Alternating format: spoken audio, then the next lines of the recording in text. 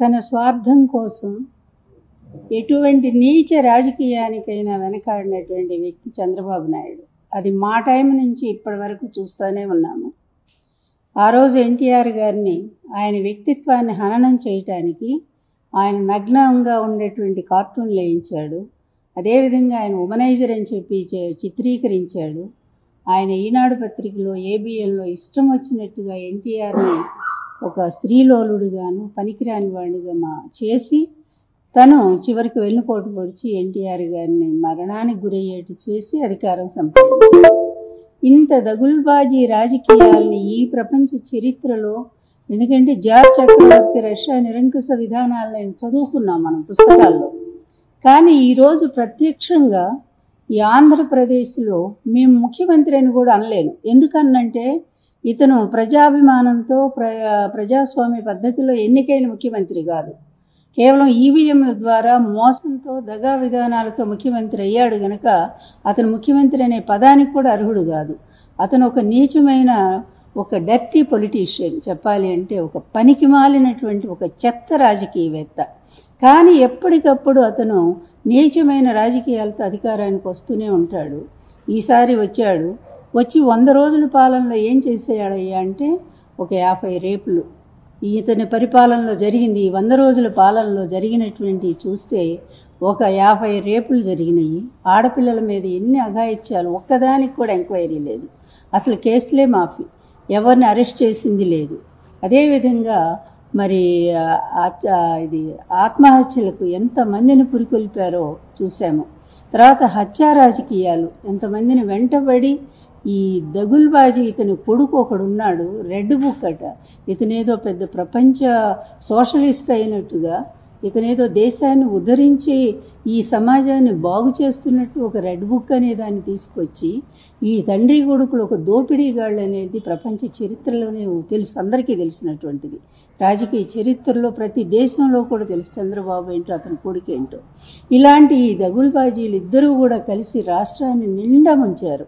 నిజంగానే ఒక పద్ధతి ప్రకారం జగన్మోహన్ రెడ్డి గారు ఎంత చక్కగా కరోనా వచ్చినా కూడా తన 5 సంవత్సరాల్లో ఒక ఆర్థిక క్రమశిక్షణను పాటించి రాష్ట్రాన్ని, పేద వర్గాల్ని దాదాపు 98.9% ఆయన ఇచ్చినటువంటి హామీలు మొత్తాన్ని అమలు చేసి ఇటు విద్యా వ్యవస్థని అటు ఆరోగ్య వ్యవస్థని బాగు చేసి పేద పిల్లలు కూడా ఇంగ్లీష్ చదువుకోవాలి, పేద పిల్లలు కూడా కేంబ్రిడ్జ్ విశ్వవిద్యాలయాల్లో చదువుకొని అర్హత సాధించాలి అని ఒక్క రూపాయి కూడా ఖర్చు లేకుండా బట్టలతో సహా పుస్తకాలతో సహా అన్నీ ఇచ్చి స్కూల్స్ రూపురేఖలన్నీ కూడా మార్చి ఆ పిల్లల్ని ఐక్యరాజ్య సమితి పంపించి ఆంధ్రప్రదేశ్ ప్రతిష్టని ఐక్యరాజ్య సమితి తీసుకుపోతే ఈరోజు ఈ దగుల్బాజీ పాలనలో 100 రోజుల పాలనలో స్కూళ్ళు మళ్ళీ ఏడుస్తూ ఉన్నాయి. అతని పాత ముఖ్యమంత్రిగా ఉన్నప్పుడు అతని హయాంలు ఎలా ఉన్నాయో ఈరోజు మళ్ళా నారాయణ చైతన్య కాలేజీలకు పోవాలి, ఈ స్టూడెంట్స్ అంతా డబ్బున్న వాళ్ళే చదువుకోవాలి, ఈ పేద పిల్లలు చదువుకోకూడదు అనే ఒక దుర్మార్గమైన విధానం కళ్ళ ముందు చూస్తున్నాం. ఫీజు రీయింబర్స్మెంట్ లేదు, పిల్లలకు అందించేటువంటి ఆహారంలో కల్తీ ఆహారం ఇస్తూ ఉన్నారు, ఎంతమంది హాస్పిటల్ పాలైపోతున్నారు. అదేవిధంగా పిల్లల గూడవల్లి హాస్టల్ అనుకుంటాను, అక్కడ దాని మీద కెమెరాలు పెట్టి బాత్రూముల్లో ఆడపిల్లల మీద చేసి వాళ్ళు రోడ్డు మీదకి వచ్చి ఏడిస్తే వాళ్ళని బెదిరించి పంపించారు తప్ప కేసు ఎంక్వైరీ లేదు. ఏమిటి ఇతని పాలన, ఇతను సాధించింది ఏంటి? ఆ రోజు జగన్మోహన్ రెడ్డి గారు ఇచ్చిన సంక్షేమ పథకాలన్నీ అటకెక్కించాడు. జన్మభూమిని మళ్ళా తీసుకొచ్చి ముందు పెట్టాడు. ఇసుక దోపిడీ ఏ విధంగా జరుగుతుందో కళ్ళారా చూస్తూనే ఉన్నాము.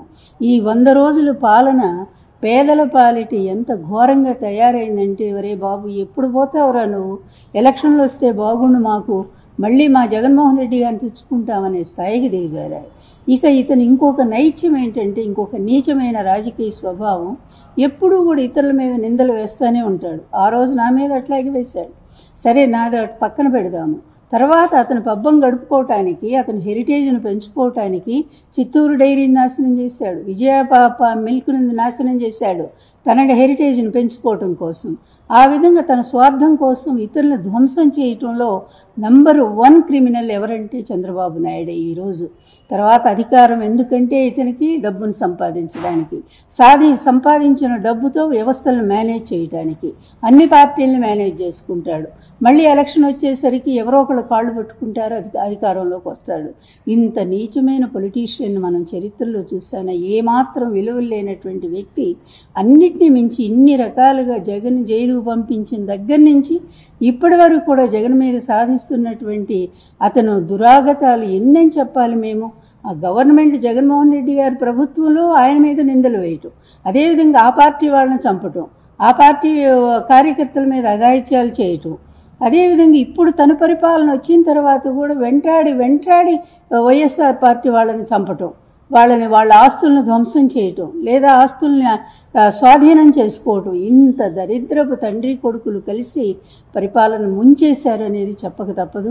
అదేవిధంగా కృష్ణా జిల్లా మన విజయవాడ మునిగిపోయినటువంటి చూస్తే ఎంత ఘోరం అంటే అది మానవ తప్పిదం. అందులో స్వయంగా చంద్రబాబు నాయుడు తన కరకట్ట నివాసాన్ని కాపాడుకోవటం కోసం అక్కడ బుడమేరు నీటిని 11 గేట్లు కూడా వదిలేసి విజయవాడ ప్రజలను ముంచి దుర్మార్గం. ఇంతకంటే దుర్మార్గుడు ఈ చరిత్రలో ఎప్పుడైనా మనకు కనిపించిందా పాత్ర? రావణాసురుడు, కీచకుడు వీళ్ళంతా, లేకపోతే హిరణ్యకశిపుడు, హిరణ్యాక్షుడు వీళ్ళని రాక్షసులు అనుకుంటాము. కానీ వాళ్ళు ఒక సిద్ధాంతం కోసం ఆ రోజు వాళ్ళు పోరాడారు. ఇతనికి ఏ సిద్ధాంతమైనా ఉందా? ఉంది ఒక సిద్ధాంతం. ఏంటంటే అవినీతిలో డబ్బు ఎంతైనా సంపాదించుకోవాలా, అమరావతిలో తన కమ్మ సామ్రాజ్యాన్ని ఏర్పాటు చేసుకోవాలా, దానికోసం రాష్ట్ర ప్రజలను ముంచాలా, రాష్ట్రంలో వచ్చే ఆదాయం అన్నీ కూడా అతను ప్రామిస్ చేసినాయే కదా. ఎలక్షన్స్ ముందు అమ్మఒడి ఎంత ఇస్తానన్నాడు, నీకు 5,000, నీకు 15,000, నీకు 15,000, అందరూ ఒక పెద్ద జోగ్లాగా అయిపోయింది ఈరోజు. అట్లా అంత ప్రామిస్ చేసినటువంటి వ్యక్తి ఎన్ని పథకాలు, మళ్ళా అంతకుముందు 300 అంటే ఈసారి 600 ఇచ్చాడు. కానీ ఈరోజు ఒక్కటైనా అమ్మబడిపోయింది. అదేవిధంగా ఇది వాలంటీర్ వ్యవస్థ, ఎంత చక్కగా వాలంటీర్లు ఇంటికెళ్ళి సేవ చేసేటువంటి ఆ సేవా దళాన్ని కూడా మోసం చేశాడు. అంటే ప్రజలను మోసం చేయటమే. ఈ విధంగా ఈరోజు కష్టాల్లో ఉండేటువంటి విజయవాడ ప్రజలందరినీ కూడా నీటిలో ముంచాడు. ముంచటమే కాదు, వాళ్ళని ఏ విధంగా కూడా ఆదుకోలేదు. 100 ఏళ్ల తన వైఫల్యాలను కప్పిపుచ్చుకోవటం కోసం ఈరోజు మళ్ళీ జగన్ మీద ఏం నిందేస్తే బాగుంటుందా అని చెప్పి అతను ఆలోచిస్తూ ఉన్నాడు. ఎందుకంటే ఇప్పటివరకు అన్నీ నిందలే, ఎక్కడ ఏం జరిగినా కూడా జగన్మోహన్ రెడ్డి తన హయాంలో అన్నీ దొరికిపోవటమే. ఎందుకంటే దేనికి ఎంక్వైరీ లేదు. సోషల్ మీడియా వచ్చినందువల్ల ఈరోజు వాస్తవాలన్నీ బయటికి రావడంతో వెంటనే నోరు మూసుకుంటా ఉన్నాడు. అయినా సిగ్గులేదు, మళ్ళీ వెంటనే ఇంకొకటి సృష్టిస్తారు. ఏదంటారే, బట్టగాల్చి ముఖం మీద వేస్తే అది తుడుచుకోవడానికి వాళ్ళకి చాలా రోజులు పడుతూ ఉంటుంది ప్రత్యర్థుల మీద. విజయసాయిరెడ్డి గారి మీద కానీ, సజ్జల గారి మీద కానీ, లేకపోతే ఇంకా పార్టీలో ఉండే రోజా గారు కానీ, ఇంకా ఇలాంటి వ్యక్తులు అందరి మీద ఏదో ఒక నింద వేసిన తర్వాత పాపం వాళ్ళేం బాధపడుతూ ఉంటాము. అందువల్ల కానీ ఇన్ని పాపాలకు మూలం ఎవరంటే అతను కొడుకే. ఇప్పుడు చెప్పాలి అంటే ఇతనికంటే అవినీతి పరుడు, ఇతనికంటే దురాచారుడు. ఎందుకంటే ఇతను ఎంత పెద్ద ఉమనైజరో నాకు తెలుసు, అది ఎన్టీఆర్ గారికి తెలుసు. ఎంత బాధపడ్డారో ఆ రోజుల్లో ఎన్టీఆర్ గారు, అది నేను ఇప్పుడు చెప్పలేను. ఏనాడు నేను వ్యక్తిగతంగా ఎవరిని విమర్శించలేదు. కానీ దుర్మార్గుడు ఈరోజు దేవుడితో ఆటలాడుతూ ఉన్నాడు, భగవంతుడితో. ఎంత ప్రతిష్టాత్మకమైనటువంటి మరి తిరుపతి దేవాలయం ఇన్ని సంవత్సరాలుగా స్వామి ప్రపంచంలో ఉండే భక్తులందరినీ ఆకర్షించుకొని ఒక ప్రఖ్యాతి చెందినటువంటి దేవాలయంగా ఒక ప్రతిష్టను సాధించి మన అదృష్టం కొద్దీ ఆంధ్రప్రదేశ్లో ఉంటే, దురదృష్టం కొద్దీ ఈ దుర్మార్గుల చేతిలో ఈరోజు స్వామివారికి కూడా కళంకం వచ్చేటువంటి పరిస్థితి వచ్చింది. ఒక్క దానికైనా ఎంక్వైరీ ఉందా? నిన్న నేను చూశాను, ఆమె ఏఆర్ కంపెనీ వాళ్ళు, మేము జూలైలో మేము సప్లై చేసిన వెంటనే వాళ్ళు మరి టెస్టుకు పంపించారు. టెస్ట్ కూడా ల్యాబ్ తిరుపతిలో ఉంది స్పష్టంగా. అక్కడ ఎప్పటికప్పుడు, ఎందుకంటే ఈరోజు కాదు కదా, 100 సంవత్సరాలుగా నెయ్యికి టెస్టులు జరుగుతాయి. బాగా లేకపోతే దాన్ని తిప్పి పంపిస్తూనే ఉంటారు, బాగున్న వాటిని స్వీకరిస్తూ ఉంటారు. ఇతని గవర్నమెంట్లోనే జరిగింది. జూను జూలై ఎవరు? చంద్రబాబు నాయుడే కదా. ఆ రోజు వచ్చిన రిపోర్ట్ ఆయన ఏం చెప్పారు? మేము కల్తీ జరిగింది, అందులో ఇప్పుడు ఆ రోజు జరిగినటువంటి రిపోర్ట్ని ఆ రోజే బయట పెట్టాలి. నిజంగా గత ప్రభుత్వంలో జరిగిందనే దాని మీద బయట పెట్టాలి. కానీ అలా పెట్టకుండా ఈ నెల దాకా ఆగి, ఎందుకంటే ఇప్పుడు మళ్ళీ 100 రోజులు ఈయన పాలన మీద ప్రజల్లో పోవాలి. ప్రజల్లో చాలా గుడ్ పాలన అంట, మంచి పాలన అంట అయ్యింది. అది చెప్పుకోవాలంటే జగన్మోహన్ రెడ్డి గారు మంచి పరిపాలన ప్రజలు మర్చిపోవాలంటే జగన్మోహన్ రెడ్డి గారు ఇలా చేశారా, దేవుడికి అపచారం చేశారా అని ప్రజలు చర్చించుకోవాలా. ఇంత నీచమైన రాజకీయాలు ఇంకెవరైనా చేయగలరా? ఇంత దరిద్రపు, ఇంత డర్టీయెస్ట్ పొలిటీషియన్ మనం ఎక్కడైనా చూసామా? ఎంత దారుణం అండి. నిజంగా టెస్ట్ చేయటం ఆనవాయితీ దేవస్థానానికి. చేసిన తర్వాత అందులో కల్తీ ఉంటే వెనక్కి పంపించడం కూడా ఆనవాయితీ. అధికారులు ఉన్నారుగా. ఈవో కూడా ఎంత దుర్మార్గుడండి. రాగానే ఈవోకి ఆయన ఈవో ఇచ్చాడు అంటేనే వాళ్ళిద్దరి సంబంధం ఏంటో అర్థమవుతా ఉంది. అతను కూడా ముందు ఒక మాట అంటాడు, వనస్పతి కలిసింది అంటాడు, మళ్ళీ తర్వాత ఏమో కాదు అని నిన్నేమో మళ్ళీ మాట మార్చాడు. అంటే వాళ్ళ బాస్ ఏం చెప్తే అది ఒక ఫ్యాబ్రికేషన్, ఒక సర్టిఫికెట్, ఒక దొంగ నకిలీ ఫేక్ తీసుకొచ్చి అది చూపిస్తారు. కానీ ఎక్కడైనా అండి ఒక్కటే మేము అడుగుతుంది, నకిలీ అని తెలిసిన తర్వాత ఆ నెయ్యిని ఎప్పుడైనా సరే లడ్లకు వాడారా? లేదు కదా. అది వెనక్కి పంపిస్తారు. టెస్ట్ జరిగాకే కదా లడ్డుల్లో వాడేది, ప్రసాదాల్లో వాడేది. మరి నకిలీ అని తెలిసినాక లడ్డుల్లో ఎట్లా వాడారు? దీనికి సమాధానం చెప్పాలిగా. ఏదైనా వారం రోజులే కదా, ఈ వారం కూడా నెయ్యి మారుతూనే ఉంటుంది కదా, వారం ప్రసాదాలు తయారు చేస్తూనే ఉంటారు కదా. మీ టైంలో జరిగినటువంటి ఈ నకిలీని నువ్వు కనీసం ఆ కంపెనీ పేరు కూడా మెన్షన్ చేయకుండా అతి దారుణంగా ఈరోజు వాళ్ళ మీద మరి కేసు పెట్టాలి కదా. కానీ ఈరోజు ఒకటే మేము చెప్తా ఉన్నాము, లడ్డుల్లో ఈ ప్రసాదాల్లో ఏ కల్తీ జరగలేదు. చంద్రబాబు నాయుడు దుర్మార్గపు ఆలోచనలో కల్తీ జరిగింది. Poison mentality. ఎందుకంటే పాము కంటే కూడా నీచమైనటువంటి ఒక మనస్తత్వం. కలునకు నిలువెల్ల విషము గదరా సుమతి అంటాడు సుమతి బద్దెన గారు. అందువలన వృశ్చికమునకు తోకనుండు, తేలుకేమో తోకలో ఉంటుంది, అలాగే పాముకేమో పడగలో ఉంటుంది విషము. కానీ కలుడు దుర్మార్గుడైనటువంటి వాడికి నిలువెల్లా విషం ఉంటుందంటానికి ఈరోజు చంద్రబాబు నాయుడు గారిని మనం ప్రత్యక్షంగా చూస్తూ ఉన్నాము. ఇంత స్పష్టంగా ఇతను చేసింది ఫేక్ ప్రచారం అనేది ఇంత స్పష్టంగా. పైగా వాళ్ళ ఉంది కదా ఐటీడీపీ, దాని ద్వారా ఒకే మెసేజ్ అందరికి వెళ్ళిపోద్ది, ఏమి మార్పు ఉండదు, అందరికి ఒకే రకమైన మెసేజ్. మీరు తిన్నారు, లేకపోతే ఆ అమ్మాయిలు తిన్నటువంటి వాళ్ళు పడిపోయారు. ఏమి అబద్ధాలండి. కానీ ఒక్కటి అతను మర్చిపోతా ఉన్నాడు, ఒక విలువ, ఒక గొప్ప వ్యవస్థని నీ దుర్మార్గమైన రాజకీయం కోసం, నీ నీచమైనటువంటి నిన్ను నువ్వు కప్పిపుచ్చుకోవటానికి జరిపేటువంటి వ్యవహారం కోసం ఈరోజు ఒక గొప్ప సంస్థ, గొప్ప వ్యవస్థ స్వామివారిని కూడా ఈరోజు నువ్వు వివాదాల్లోకి లాగావే. ఈ లడ్డూ ప్రసాదాన్ని నువ్వు విమర్శించడం ద్వారా, దాంట్లో ఏదో కలిసింది జంతువులది, యానిమల్ ఫ్యాట్ అని చెప్పడం ద్వారా మొత్తం ప్రసాదానికి అలాగే దేవుడికి కూడా మచ్చ వస్తుందనేటువంటి విషయాన్ని కూడా మర్చిపోయి, ఎందుకంటే ఇతని నైజమే అది. మీకు గుర్తుందో లేదో, ఫస్ట్ అతను ముఖ్యమంత్రి ఎన్టీఆర్ని వెన్నుపోటు పొడిచి ముఖ్యమంత్రి అయినప్పుడు అసెంబ్లీలో అతను ఏం చెప్పాడు, నాకు ఏ దేవుడి మీద నమ్మకం లేదు, నాకు నా కృషి మీదే నమ్మకం, నేను కష్టపడి పనిచేస్తాను, నేను పైకి వస్తాను, అంతే తప్ప నేను ఎవరిని నమ్మను, నాకు ఏ సెంటిమెంట్స్ లేవని చెప్పినవాడు. మరి జగన్మోహన్ రెడ్డి గారు ముఖ్యమంత్రిగా ఉన్నప్పుడేమో హిందూ దేవుళ్ళు వాళ్ళ అన్యాయం అయిపోతున్నారు. నిజానికి ఎవరి టైంలోనండి దేవాలయాలను కూలగొట్టింది? 50 దేవాలయాలను కూలగొట్టిన ఘనుడు ఇతను కదా. ఇతనికి మతం మీద అభిమానం ఉందా? బూటుకాళ్లతో మరి పుష్కర స్నానాలు చేసింది ఎవరండి? ఇతను కాదా? పుష్కర స్నానాల్లో 20 మందిని చంపి పొట్టను పెట్టుకున్నటువంటి దుర్మార్గుడు ఇతను కాదా? తర్వాత మొన్న 70 మందిని ఈ కృష్ణా జలాల్లో ముంచి చంపింది నువ్వు కాదా? నువ్వు వస్తేనే వినాశనమే రాష్ట్రానికి, నువ్వు వస్తేనే ప్రజానాశనమే అవుతుందే. నువ్వెక్కడికి వెళితే అక్కడ జనాలు చచ్చిపోతూ ఉన్నారు. ఇలాంటి దరిద్ర పాదం మళ్ళీ ఆంధ్ర రాష్ట్రంలో అడుగుపెట్టింది ఏంటనేది ప్రజలందరూ కూడా బాధపడుతున్నారు. ఈరోజు భగవంతుడిని కూడా నువ్వు నీ నీచ రాజకీయాల కోసం ఆ దేవుని కూడా వాడుకోవటం ఉంది. ఇది నేను అనుకోవటం ఇది పరాకాష్ఠ స్థితి చంద్రబాబు. ఇక లాస్ట్ నీకు దేవుడిచ్చినటువంటి ఇది అవకాశం, నువ్వు దాన్ని కూడా కోల్పోయావు. ఎక్కడో 75 ఏళ్ల వయసు వస్తే ఓ పరిపక్వత వస్తుంది, ఒక మెచ్యూరిటీ వస్తుంది. ఆ మెచ్యూరిటీతో ఇంకా ఏదో మంచి చేద్దాము ఈ సమాజానికి, ఇక లాస్ట్ అవకాశం నాకు ఇది, ఎప్పుడు పోతానో తెలియదు. ఎందుకంటే ఆయన కోర్టుకి ఇచ్చి చూడండి 100 ఉన్నాయి, ఆయన అన్ని రోగాలే ఉన్నాయి, అందులో ఎప్పుడు పోతానో తెలియదు. కనుక ఇప్పుడైనా మంచి చేద్దామని ఆలోచన లేకుండా ఇంత నీచానికి దిగజారుతున్నావే, ఇంకా నిన్ను దేవుడు ఎట్లా క్షమిస్తాడయ్యా? క్షమించడు, ఎవ్వరూ కూడా క్షమించలేరు నిన్ను. ఇది ఎంత పరాకాష్ట స్థితి, నీ పాపానికి ఇది పరాకాష్ట స్థితి. దేవుణ్ణి అపహాస్యం చేశావు, దేవుడు ప్రసాదాన్ని భంగపరిచావు. ఓ ప్రపంచవ్యాప్తంగా వీళ్ళు ఐటీడీపీ వాళ్ళు మొత్తం ఎక్కడెక్కడికో పంపించారు, చైనా పంపారట, పాకిస్తాన్ పంపించారట, అక్కడేం పని అండి? అంటే మీరెవరు కూడా రావద్దని చెప్పటమా? తిరుపతి దేవస్థానానికి రావద్దు, ఆ ప్రసాదం తినొద్దని చెప్పటమా? ఇంత పాపిస్ట్ వాళ్ళు ఎవరైనా ఉన్నారా అండి?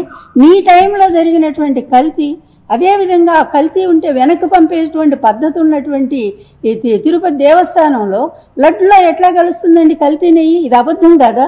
ఇంత అబద్ధాన్ని ప్రసారం చేస్తూ నువ్వు అతి దారుణంగా హిందూ వ్యవస్థని, అదేవిధంగా దేవాలయ వ్యవస్థను కూడా సర్వనాశనం చేస్తున్నటువంటి చంద్రబాబు నాయుడు, నీకు దీనికి పనిష్మెంట్ ఉంటుంది, తప్పకుండా ఉంటుంది.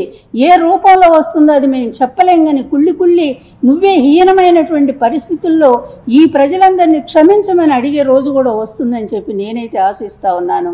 ఇక నీ బుద్ధి మారదు ఎప్పటికి, ఎందుకంటే పుట్టుకతో పుట్టిన బుద్ధి పుడకలతో గాని పోదని చెప్పి శాస్త్రం ఉంది. అందువల్ల నీ బుద్ధి మారదు, నీ కొడుకు బుద్ధి మారదు. ఇలాంటి దుర్మార్గాల కేర్ ఆఫ్ అడ్రస్గా మీ ఇద్దరు కూడా అలాగే మిగిలారు. అందువల్ల దానికి తగినటువంటి ఫలితం ఈ ప్రకృతి చూపిస్తుంది. దాని పాపం ఇప్పటికే నువ్వు అనుభవిస్తున్నావు, తెలుసది, మాకు తెలుసు ఎట్లా అనుభవిస్తున్నావు అనేది. అయినా సరే ఇంకా కూడా నువ్వు అనుభవించాల్సినటువంటి పరిస్థితి ఉంది. అతి దారుణంగా భక్తులందరికీ నేను సవినయంగా చెప్పేది ఒక్కటే, చంద్రబాబు చెప్పాడు అంటే దయచేసి ఎవరూ నమ్మొద్దు. చంద్రబాబు నోటి వెంట అతను పుట్టిన దగ్గర నుంచి ఇంతవరకు ఒక్క నిజం కూడా రాలేదు. అందువల్ల అబద్ధము అంటే చంద్రబాబు నాయుడు, అరాచకము అంటే చంద్రబాబు నాయుడు, అవినీతి అంటే చంద్రబాబు నాయుడు, అప్రజాస్వామ్యం అంటే చంద్రబాబు నాయుడు. ఇన్ని అవలక్షణాలు ఉన్నటువంటి చంద్రబాబు నాయుడు అడ్డదారిని వస్తాడు తప్ప మీ ప్రజాభిమానంతో అతను ఎప్పుడూ కూడా కాలేడు. అందుకే అబద్ధాలు ప్రచారం చేస్తూనే ఉంటాడు. దేవాలయాలు కూలగొట్టారని ఆ రోజు జగన్మోహన్ రెడ్డి గారి మీద వేసి, ఆ విధంగా కూడా అతనే కదా కూలగొట్టాడు. దేవుడి విగ్రహాలను ధ్వంసం చేసింది కూడా అతనే కదా. ఈ పాపిష్టి వాడికి ఆ దేవుడి శాపం తగలదా? అన్ని దేవతా విగ్రహాలను కూలగొట్టావే జగన్మోహన్ రెడ్డి గారి ప్రభుత్వంలో. మహానుభావుడు జగన్మోహన్ రెడ్డి గారు మళ్ళీ అన్నిటినీ కూడా నిర్మించుకుంటూ వచ్చాడు, దేవాలయాలన్నీ కూడా. అదేవిధంగా పూజారులను ఎంత బాగా చూసుకున్నాడో, ఎన్నో దేవాలయాలు కట్టాడు. విజయవాడలో నువ్వు పడగొట్టినవన్నీ కూడా మళ్ళీ వాటిని నిర్మించాడు. మంచి పనులు చేసినటువంటి అతని మీద నిందలు వేయటానికి, ఆయన మీద వేసిన నిందల ద్వారా నువ్వేదో లబ్ధి పొందటానికి, జనంలో పోవటానికి ఇంత నీచమైన దేవుడిని కూడా వాడుకోవాల్సినటువంటి అవసరం ఉందా చంద్రబాబు నాయుడు? దీనికి తగిన ఫలితం మాత్రం తొందరలో నువ్వు అనుభవిస్తావని చెప్తా ఉన్నాను. అది ఫేక్ ల్యాబొరేటరీ, అది గుజరాత్లో ప్రైవేట్ సంస్థ, అది ప్రైవేట్ది. అది ఒక్కటే, మీరు ఇది ఒక్కటే 100%. ఇప్పుడు మా పార్టీ వాళ్ళే సుప్రీంకోర్టుకి, హైకోర్టుకి కూడా లెటర్లు రాశారు. హైకోర్టులో ఆల్రెడీ కేసు కూడా వేశారు. ఇది రేపో ఎప్పుడో ఉంది ఆ కేసు కూడా. అసలు ఇంత దారుణం, మోసాలు ఏమిటయ్యా మీకు? కరెక్ట్.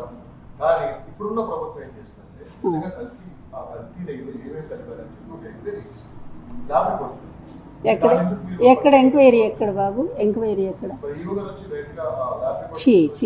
సరే, ఇదే ఈవో ఏం చెప్పాడు జూలై 10వ తారీఖు? ఒక్కసారి చూడండి మీరు ఏం చెప్పారు అందులో. యానిమల్ ఫ్యాట్ కాదు కదా, చూడండి బాబు మీరు.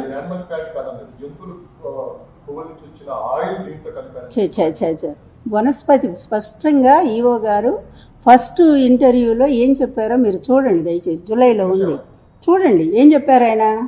ఇది శారాలకు సంబంధించింది, అంటే వెజిటబుల్కి సంబంధించినటువంటి ఫ్యాట్ కలిసింది. వెజిటబుల్ ఫ్యాట్ అంటే వనస్పతి, అదే డాల్డా అంట. వినండి బాబు, డాల్డా అని కదా ఆయన చెప్పారు కదా, ఈవోనే కదా చెప్పారు. మళ్ళీ ఆయన చేత మార్పించి సెప్టెంబర్లో ఎందుకు మళ్ళీ ఇంకో స్టేట్మెంట్ ఎందుకు ఇప్పిస్తారు? అంటే ఒకే ఈవో 2 రకాల స్టేట్మెంట్లు ఇస్తాడా? నీకు ఒకవేళ కలిసిందంటే ఆ రోజు అది పంపించాలి కదా. పైగా ఎప్పుడు టైంలో వచ్చింది అది? జూను జూలైని స్పష్టంగా ఏఆర్ సంస్థ చెప్పింది కదా. మీరు చూడండి, వాళ్ళ రిపోర్ట్ కూడా చూడండి. జూను జూలైలో మేము సప్లై చేసాము అంది. జూన్ జూలైలో ఎవరున్నారు? చంద్రబాబు నాయుడు గారే కదా ఉంది. ఏది కాంట్రాక్ట్స్ అట్లా ఇప్పుడు కాదు, అట్లా అనుకుంటే చంద్రబాబు నాయుడు గారి టైం నుంచి ఉన్నాయి ఇవన్నీ, అప్పటి నుంచి ఉన్నాయి. చూడండి ఒకసారి, మీరు దయచేసి చూడండి.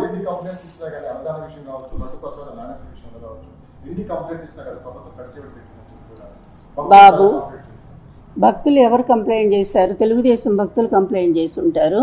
మీరు ఒక్కటే, చంద్రబాబు గారి టైంలో తిరుపతి దేవస్థానం ఎలా నడిచింది గతం నుంచి ఒక్కసారి తీయండి.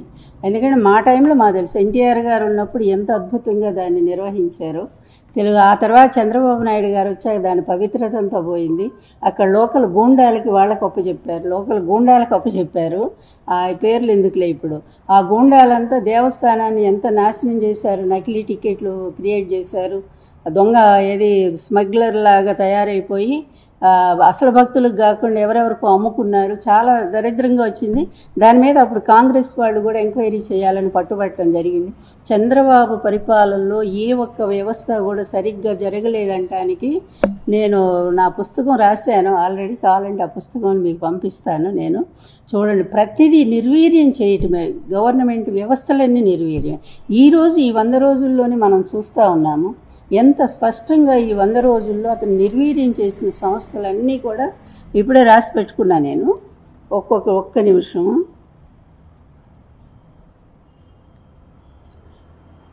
వంద రోజుల్లో 60 రేపులు, విజయవాడలో వరద బాధితులు సహాయ సహకారాలు లేవు, గుడ్లవెల్లేరు కాలేజీ మహిళా హాస్టల్ బాత్రూంలో కెమెరాలు పెట్టి 3000 వీడియోలు, అలాగే విశాఖ ఉక్కు తుక్కు కింద చేసి పడేశారు, అలాగే పోలవరం నాశనం అయిపోయింది, అలాగే అమరావతి మునిగిపోకుండా ఉంటాయని ప్రకాశం బ్యారేజ్ టీడీపీ నేత బోట్లతోనే వాళ్ళు గుర్తించారు. ఆ బోట్లు వాళ్ళని తెలిసిందే కదా. ముందు ఏం చెప్పారు? ముందు జగన్ పంపించాడు అన్నారు. తీరా చూస్తే ఎవరి అంటే టీడీపీ నేతలే. వాళ్ళే పెద్ద ఉత్సవాలు చేశారు, పసుపు జెండాలు కట్టి వాళ్ళ బోట్లే వచ్చినాయి. దాన్ని కూడా మేము తప్పుపట్ల, ఎందుకంటే వరదల్లో కొట్టుకొని వస్తాయి. కానీ రాజకీయం చేసింది ఎవరు? చంద్రబాబు చేశాడు, ఈ జగన్ పంపించాడని అన్యాయంగా ప్రతిదీ ఏదైనా అక్కడ తుమ్మితే జగను, ఇక్కడ ఎవరికైనా ఎక్కిళ్ళు వస్తే జగను, ఏదైనా వస్తే జగను. ఇంత అన్యాయమైనటువంటి పాలకుడిని ఇన్నేళ్ళు మీ సీనియారిటీ, దరిద్రపు సీనియారిటీ ఎందుకన్నా పనికి వస్తుందా? ఒక్కటే బాబు, ఈరోజు ఇన్ని అబద్ధాలు, దేవుడితో ఆటలు ఆడొద్దు, దేవుడు వ్యవస్థను నాశనం చేయొద్దు. ఎందుకంటే మన హిందూ ధర్మానికి ఒక ప్రతీకగా వెంకటేశ్వర స్వామి ఉన్నారు. నాకు ఒక డౌట్ వస్తూ ఉంది, బస్ నా డౌటే, ఇది పార్టీ విధానం అని నేను చెప్పట్లేదు, కేవలం నా వ్యక్తిగతమైనటువంటిదే. ఇతని రహస్య స్నేహితులు చాలామంది ఉన్నారు. అందువల్ల వెంకటేశ్వర స్వామిని ఆంధ్ర నుంచి తరలించడానికి ఏదైనా కుట్ర జరుగుతుందా అనేది అనుమానం కూడా నాకు వస్తూ ఉంది. ఇది కేవలం నా వ్యక్తిగతమనే చెప్తున్నాను నేను. ఎందుకంటే నిన్న కాంగ్రెస్ పార్టీ అధినేత కూడా ఒక స్టేట్మెంట్ ఇచ్చారు. ఇది ఏదో తమిళనాడుకి సంబంధించిన స్టేట్మెంట్, అదంత ఫాలో అవ్వలేదు నేను. అదేవిధంగా ఇతను కూడా తన స్వార్థం కోసం, మీరు ఆలోచించి చూడండి, ఇతను ఆంధ్రాలో కంటే ఇతని ఆస్తులు ఎక్కడున్నాయి? తెలంగాణలో ఎక్కువ ఉన్నాయి, అలాగే తమిళనాడులో ఇంకా ఎక్కువ ఉన్నాయి ఇతని ఆస్తులు, కర్ణాటకలో ఇక బోలెడు ఉన్నాయి, లెక్కే లేవు. ఇక విదేశాల్లో అయితే సింగపూర్ మొదలుకొని మలేషియా మొదలుకొని మారిషస్ మొదలుకొని అసలు అమెరికాలో డల్లాస్ ఎన్ని దేశాల్లో ఇతను ఆస్తులు ఉన్నాయో అతను కూడా మైండ్ పోయింది, లెక్క పెట్టుకోవడానికి లేని పరిస్థితుల్లో ఉండిపోయాడు అతను. రేపు అవన్నీ ఎటుపోతాయో ఎవరుగా చేస్తారో అది దేవుడికే తెలియాలా. కానీ ఎందుకు ఇంత పనికిమాలిన నీచ చరిత్ర అంటగట్టుకొని చివరికి మన దేవుడి విలువ నిజంగానే ఒక జరిగింది అనుకుందాము, ఒక లోపం జరిగింది అనుకున్నాం, రహస్యంగా ఎంక్వైరీ చేసి ఆ వ్యక్తుల్ని అరెస్ట్ చేసి జైలుకు పంపించు. కానీ ఇలా ఓపెన్గా మాట్లాడి అసలు వ్యవస్థనే దెబ్బతీస్తే ఎవరికి నష్టం?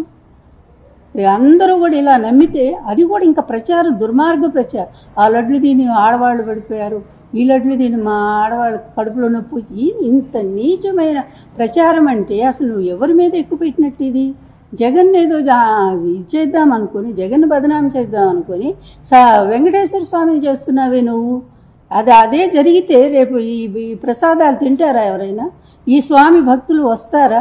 ఇలాంటి దుర్మార్గపు ప్రచారానికి నువ్వు మరి ఇట్లా తెగనాడితే ఇక నీ పరిస్థితి ఏంటో కూడా చెప్పడానికి వీల్లేదు.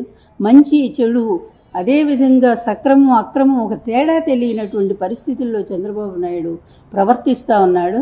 నువ్వు ఈ ఎదుటి వాళ్ళ మీద నిందలు వేయటం కోసమే స్వామివారిని వాడుకోవటం కూడా చాలా దురదృష్టం.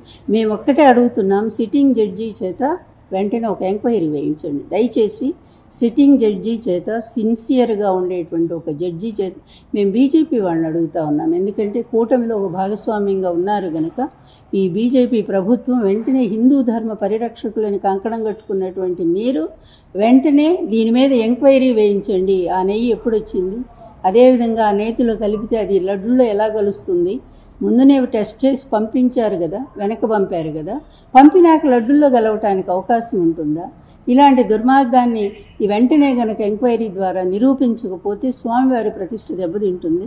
మేము డిమాండ్ చేస్తుంది ఒక్కటే, బీజేపీ గవర్నమెంట్ కాదు, కూటమి. ఈ కూటమి ప్రభుత్వం వెంటనే దీని మీద విచారణ జరిపించాలి అని చెప్పి దానికి ఒక కమిటీ వేయమని చెప్పి మేము అడుగుతున్నాం.